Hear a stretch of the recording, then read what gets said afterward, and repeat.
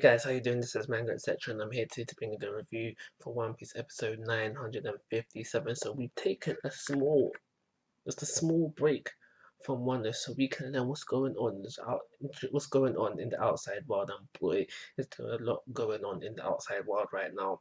A lot happened within this episode, a lot to digest. What is true, what is a lie, and I'm just really just gonna just bring you a gentle reminder of what happened within the episode and let's have a think. Let's have a think for yourselves. So what do you think is the truth or a lie? So we start the things off with Fujitora, and he's just basically there to just hint what happens at the end of the episode. So I want to talk a bit about things that they digest. So I won't say what that is, but you obviously know what it is if you've watched the episode.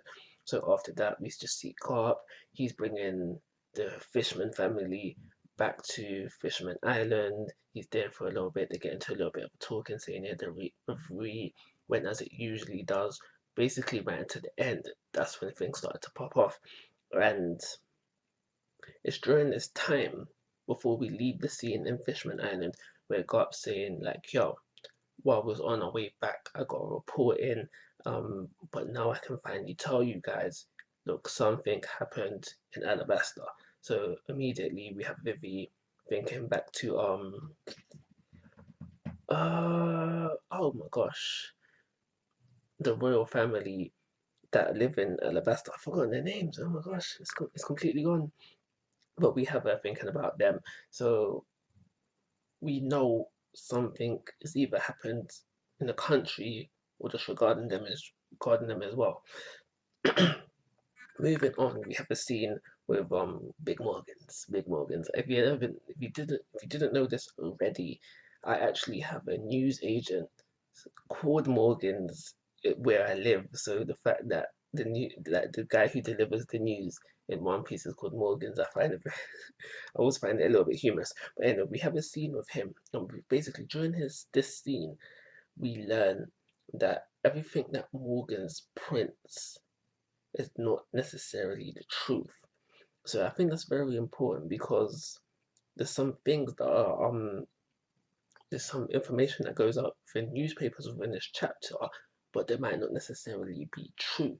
We know that Morgan's is usually offered hush money, and we can say usually because man's dodgy. But yeah, we see within this episode where we see a CP agent offer him a check, and he's like, no, I don't want that money. I'm reporting this news, so there's some big news that maybe the figure wasn't high enough, but Morgan's might be the type of guy that no matter how much money is offered over certain news, he won't take it kind of vibe. But so we see him refuse money in this chapter, and that's when we get the CP reveal. And Morgan's ain't no scrub. Like he's not just there writing the news. Like he can protect himself, and rightly so because what he's doing, like I said, it's a bit dodgy. It's a bit risky. It's a bit risky. So yeah, he's gonna have to know how to protect himself. So that happens, and the last thing that's of importance, at least for me anyway, within this Morgan scene is that when he's flying off, when he's trying to run, basically, we find out that Wapo, he's got information that he's willing to leak to Morgan's, for the right price, obviously, and that would end his scene. So after that, we get the first news drop. The first piece of information to be leaked by a newspaper within this episode, and then this info is something has happened to Sebo. And now it is very, very, very hinted towards death, but nothing is confirmed. So we see a lot of people crying, and then we see reactions of people that we know and that know of Sebo as well. So we have the revolutionary. Now we have Ivor-chan. She or he, but basically Ivor is very under beliefs that this is a lie, but everybody else just seems to be in shock with the news, not knowing what to believe. And we also find out during this time that the revolutionary, they can't get a hold of Sabo or any of the other people that was with him. So they're basically worried for the most part. All of them worried, but I'd say Ivar is the one that's most. Ivar could either be in denial of the news and not wanted to believe it and taking it that way, or Ivar could strongly believe, this is BS. We need to get in touch with our boys ASAP, kind of thing. I don't want Sabo to be dead. I think it's way, way too early after reintroducing him to kill him off. But there is two reactions that we see within this episode that makes me lean towards that side. And now this episode really made me hit. This episode really made me hit. It was like, oh my gosh, is Sabo really dead? And that's probably because of the background music and the voice acting for this particular bit, where we see Makino. Now Makino is the bar lady from Luffy's village, and we just see her just holding her hands and just crying. That bit that really got to me. And then there's the bit with the Dan when the Dan is like, I just found out that he's alive, and now this. I'm like, oh,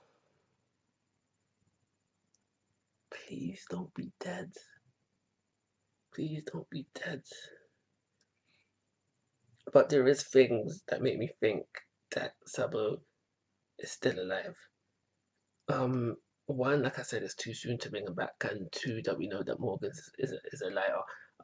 There could be benefits of leaking this news, saying that Sabo is dead, simply because, like, they have some ulterior motives, for example, to lure out the revolutionary, by saying that he's dead, making them rage up, so they would sail out to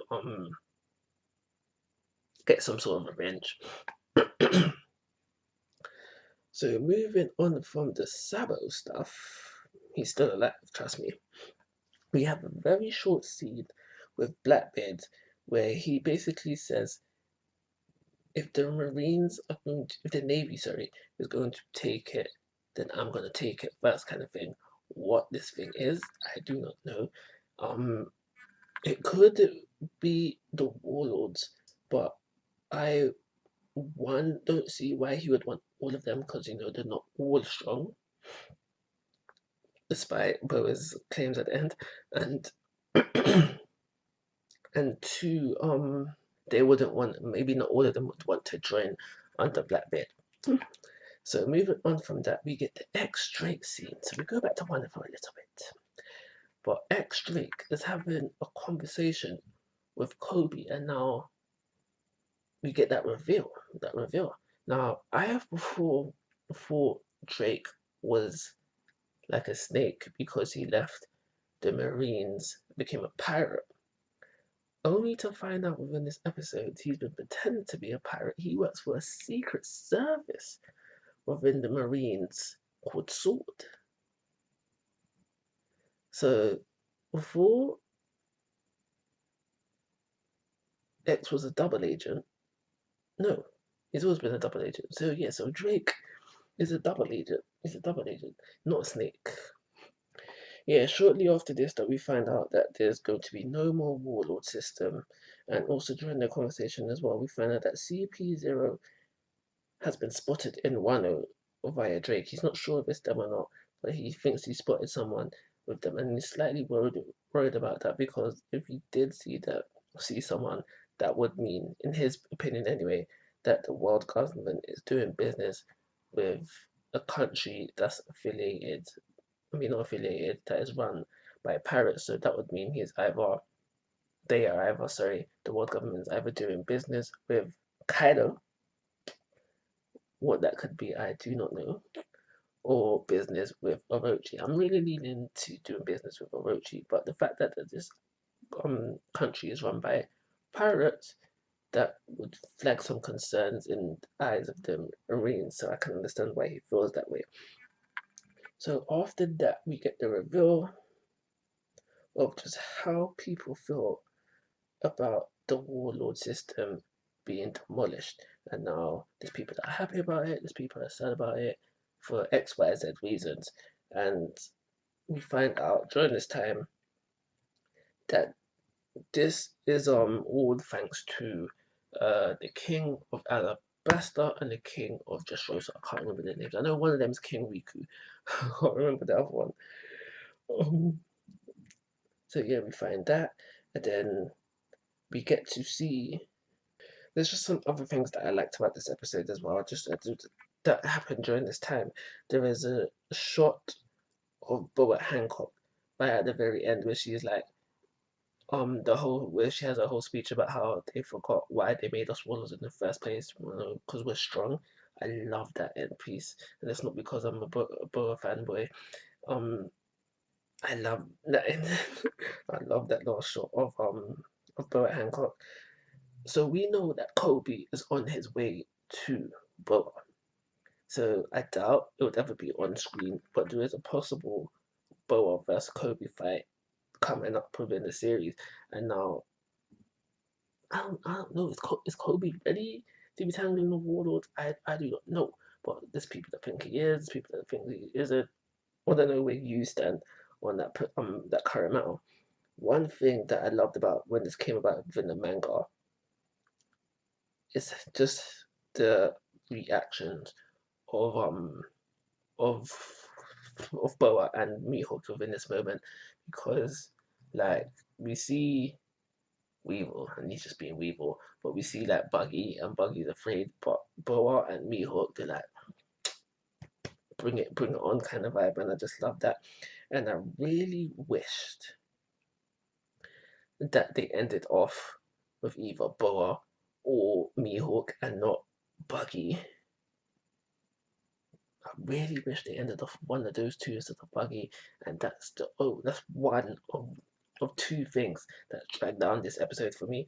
So the other thing is the long-winded explanation of the three powers that govern over the new world, especially when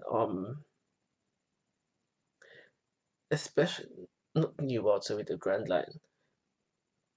Especially when they had a heavy emphasis on the Seven Warlord system. It's like we know this already, and I get why they did it because they wanted to finish the episode on a certain part, but I feel like they could have stretched out the episode other ways, like they was doing previously. Like for example, when we see what's her name, Margaret, going off, running off within her island to like warn Boa Hancock, that was in the manga. So there's little tidbits you could have added in other places to stretch out if you wanted to end it off in that one place.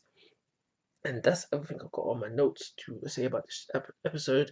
There's just one more thing I want to talk about. Is just that the lies and the truth. What do you think is a lie? What do you think is the truth? At the present moment in time, I'm in the believance that what they pointed out within the newspaper about Sabo is a lie, and that because I think we're told in an episode that someone died, right? So I think that the person who died is the king from Alabasta, and the reason why I think this is because not only did he go there to get the warlord system demolished, he went there to talk about certain other things as well. So he was talking too much, and that's probably why, if he is dead, why he got killed off.